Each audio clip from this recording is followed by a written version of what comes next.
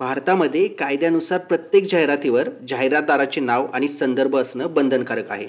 पण मित्रांनो, आपल्या राज्यातले मंत्री चंद्रशेखर बावनकुळे यांनी नुकतंच असं वक्तव्य केले की जर जाहिरातदाराचं नाव नसेल तर काही विशेष फरक पडत नाही. आता प्रश्न असा निर्माण होतो की हे वक्तव्य देवेंद्र फडणवीस यांच्या देवाभाऊ या प्रकाशित झालेल्या जाहिराती संदर्भात आहे. त्या जाहिरातीत जाहिरातदाराचं नाव स्पष्टपणे नमूद नव्हतं.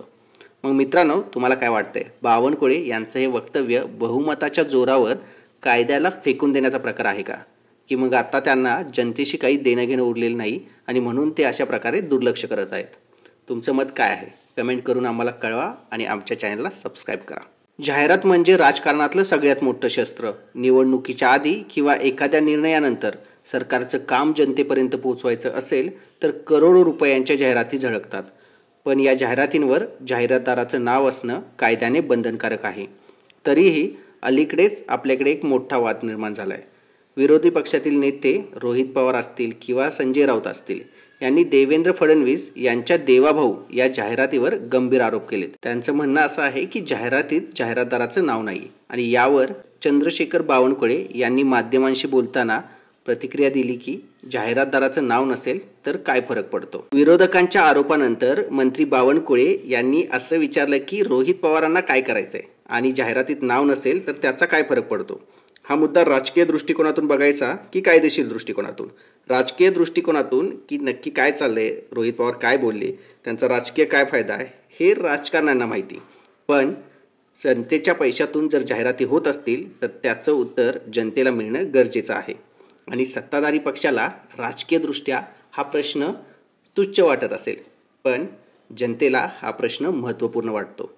भारतामध्ये representation of people act, cable television network act आणि कन्झ्युमर प्रोटेक्शन ॲक्ट अंतर्गत जाहिरातीच्या पारदर्शकतेसाठी काही नियम आहेत. कोणत्याही जाहिरातीत जाहिरातदाराचं नाव व संदर्भ देणं बंधनकारक आहे, कारण लोकांना कळलं पाहिजे जाहिरात नेमकी कोणी दिली आहे आणि त्यामागचा पैसा कुठून आला आहे.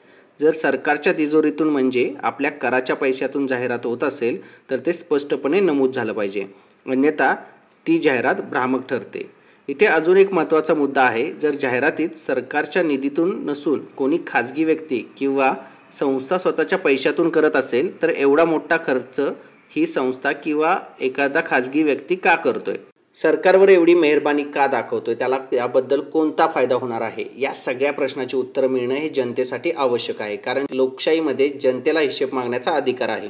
यावेळी सरकारने मराठा आंदोलनाच्या पार्श्वभूमीवर मोठं पाऊल उचललं आहे. जरांगे पाटलांच्या नेतृत्वाखालील आंदोलकांच्या काही मागण्या मान्य करण्यात आल्या आहेत, त्यामुळे काही प्रमाणात मराठा समाज समाधानी आहे.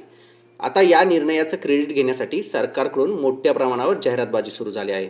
पण जाहिरातीत नाव नसेल तर त्या जाहिरातीची कायदेशीर सत्यता आणि विश्वासार्हता यावर प्रश्नचिन्ह उभं राहतं.